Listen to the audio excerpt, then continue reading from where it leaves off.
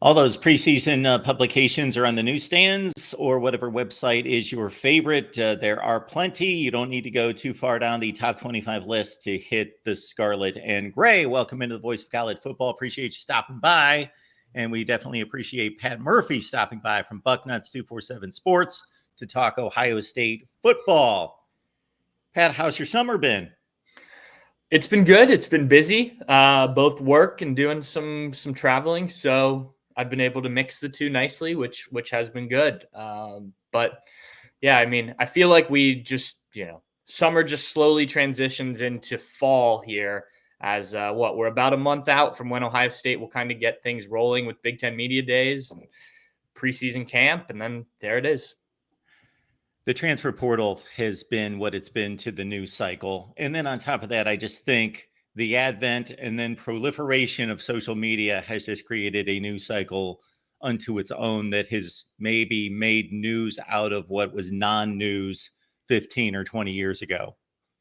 Absolutely. I mean, if you think about kind of the down periods of the sport from a coverage standpoint and from a, fans reading a lot of things standpoint, you got done with the regular season. You think back to even before the college football playoff, bowl games didn't start for a couple weeks. You had, the build up to obviously the BCS national championship. You go back further, that was the end of the season. And now you've got that period in there, obviously with the transfer portal, with the early signing period. Then you jump forward to spring ball. That's always a fun time. And then spring ball ends, and usually that was it for a while. There's some recruiting stuff in there until the season starts or preseason starts. But now, transfer portal immediately after spring football. Lots to talk about then. And obviously you go into the summer, and it's recruiting and whatnot is the heavy focus. So, yeah, it's a year-round business, this college football sport. It reminds me of what the NFL has kind of become with the – you've got schedule releases and the draft and OTAs and all these things. There's constantly stuff to talk about, which is good for people like me who talk about it for a living. I think the NFL has been much more strategic in its planning of the calendar and staying in the news cycle all the time. College football has just been this wild, wild west of whatever that's become everything. And just here in the last few days, of course, the college football playoff schedule was announced for next year. And to your point about December, where there was this decompression after conference championship games leading into bowl season that generally were close to Christmas. Now, the very next Saturday after the conference championship games, there will be bowl games. Army Navy is no longer just set apart, set aside to its own Saturday. No, it's going to be completely surrounded by bowl games. And then we're off into the college football playoff well before Christmas. Right. I mean, it's completely changing your December, so to speak, if you are a college football fan, player, coach, media member, anything like that. The first game, Friday, December 20th, those are the series of the first rounds with the games on home sites, which to me still seems weird that you are rewarding the teams that finish lower with home games instead of the teams that finish in the top four. But I guess the trade-off is you get the bye and some extra time to rest and prepare and whatnot. But I think some schools would take that home game revenue for a big game. But, you go straight from that. And then end of December, beginning of January, you're on to the quarterfinals where the semifinals have been. The semifinals are now right around when the national championship has been. And then national championships, the end of the month. I was talking to a friend of mine, one of my friend's fiancés, who is not a big sports fan, and they have a wedding coming up. She was asking kind of my schedule, and I was like, well, if Ohio State is as good as people think they're going to be, they could be playing until the end of January, and she did not like that answer. Yeah, it looks like a Super Bowl date now for the national championship game. And speaking of those seedings within the college football playoff, to be the number 2 team in either the Big Ten or the SEC may not be a bad position to be that number 5 seed and have a Liberty or Boise State or Memphis or somebody like that, not to discredit them, but coming to town as opposed to somebody else in that first game. So, yeah. And look, to get a game like another game at home obviously is big. If you are in the Big Ten, it's probably going to be, well, I guess the Big Ten's expansion has changed that a little bit. More than likely, you're probably going to get a cold weather game, which I know has caused some consternation with athletic directors in terms of getting stadiums ready for December games. I'm not sure how much different that is than late November games, but I guess in some part, you think of like a Madison, Wisconsin, maybe that extra week or two does make a bit of a difference in terms of the things you have to do with your stadium. I know Penn State's planning on doing some renovations to help be ready for that. I think if you're Ohio State and you talk to people at Ohio State, we've been out at these recruiting camps, and obviously with these dates coming out, that's been kind of a topic of conversation, and they expect to be one of the teams getting a bye in the first 12-team college football playoff. And I think based on the rankings preseason and expectations, that would be the anticipation. So it will be interesting for these other teams. Like Penn State, for instance, I think is a team that's going to benefit tremendously from the expansion of the playoff. I think they would have been in it more often than not if this had been a 12-team playoff from the beginning. And look, I think more Big Ten teams that are in it, the better it looks for the conference. Obviously, more revenue for the conference, which continues to be a big topic of conversation. But yes, I think the Buckeyes will be disappointed if they are playing on December 20th, December 21st. Now, that's assuming health and everything. If you do have some injuries and you're still able to get into the playoff with as talented as this team is, you'll take that and you'll try and make a run. But this team has the expectations to be one of the top teams in the country at the end of the regular season and going into the playoff as one of those top 4 teams that gets a bye. The college football playoff tally for the past 10 years, had there been a 12-team playoff in the Big Ten, 4 Big Ten teams would have been Ohio State 10, of course, 10 out of 10. Penn State actually 6 and Michigan 5. Penn State would have made it 6 times. They made it 0. So that's how much they would have benefited from the 12-team playoff.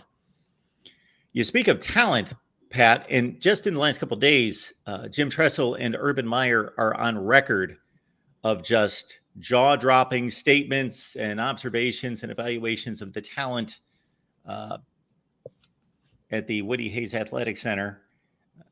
So there's always an expectation for this team. It never stops. Every year, national championship seems to be the talk and seems to be the expectation. However, there does seem to be bigger emphasis and maybe a bigger target.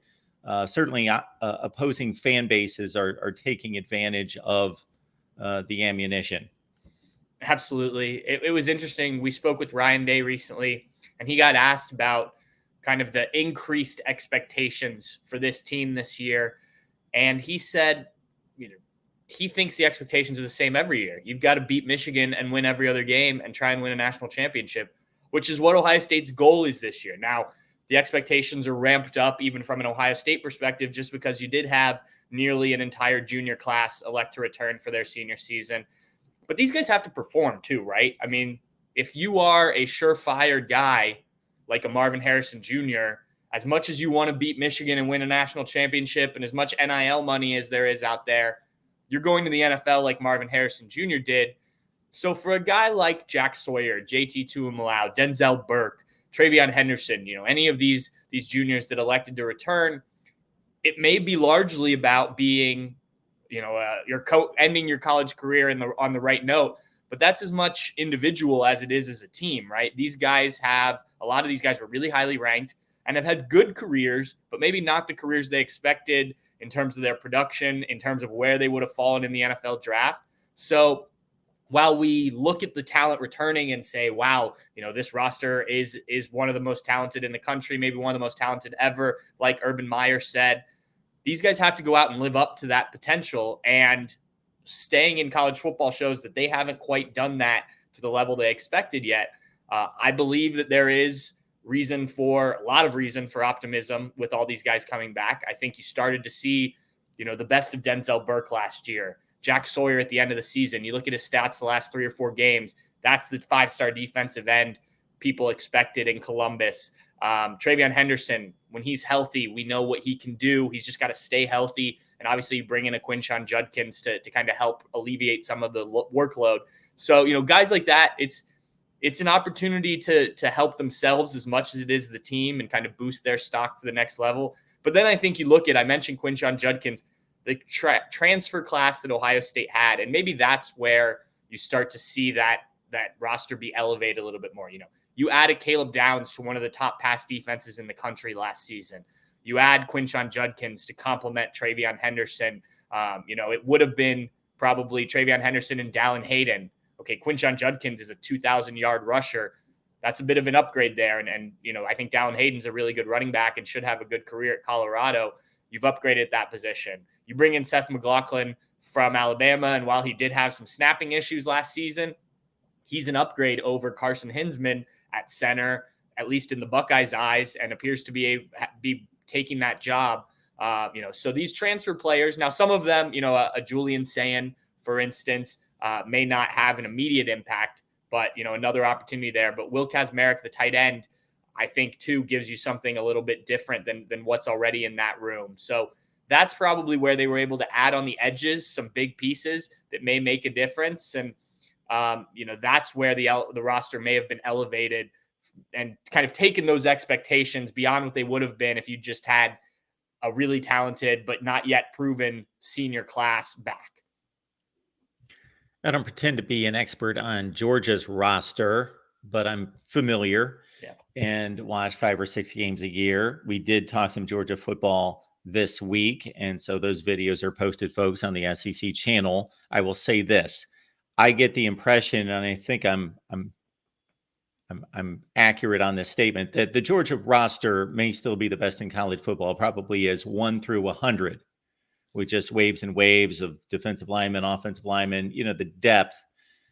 But 1 through 20, let's say, in that range, I don't know that anyone is beating Ohio State's top end talent. Yeah, I think, look, there's 2 ways to kind of look at it. With Georgia, you've got some proven commodities at key positions, right? Especially quarterback, with arguably the guy who will be the top pick in the NFL draft when he comes out in Carson Beck. You've got also the experience of a national championship, 2-time national championship winning coach in Kirby Smart. And you just, like Alabama for quite some time under Nick Saban, you just expect that this Georgia team is going to roll, even though they didn't win the SEC last year and didn't go to the college football playoff. So, I think that's just become the standard at Georgia. That's what Ohio State wants to establish with this roster this year, is just the innate belief that every year you are one of the best 2-3 teams in the country. And Ohio State these past few years has been one of the best 5, 6, 7 teams in the country, right? So I think it's fair to put Georgia on top of whether you're ranking, the AP poll or the coaches poll at this point, whether you're talking about overall talent of the roster. If Will Howard, or if let's say if Kyle McCord had a better season last year, stays in Columbus and is going to be a second-year starter, I think you feel a little bit better about that when you're comparing those rosters because, you've got a quarterback coming back instead of a Will Howard who I think a lot of people think can do some things in this offense and kind of elevate his game with the weapons around him, but isn't the proven commodity at this level, despite having won a Big 12 championship a couple of years ago and been very good with Kansas State.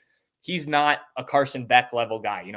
If a CJ Stroud were still hanging around Columbus, for instance, I think that makes a big difference at a crucial position. So I agree with you. I think I would probably put Georgia's overall roster at the top of college football right now. The way that they've recruited over the last couple of years, the last several years, has been as good as anyone in the country. But Ohio State's right there. I mean, think about, that game we saw in the Peach Bowl a couple of years ago. A couple things go a different way, and it's Ohio State going on there. And then how does that change the perspective on things? Probably, I would imagine the Buckeyes win the national championship against TCU, given how easily Georgia handled the Bullfrogs. So I think, perception right now is reality until you get into the season, these teams start playing.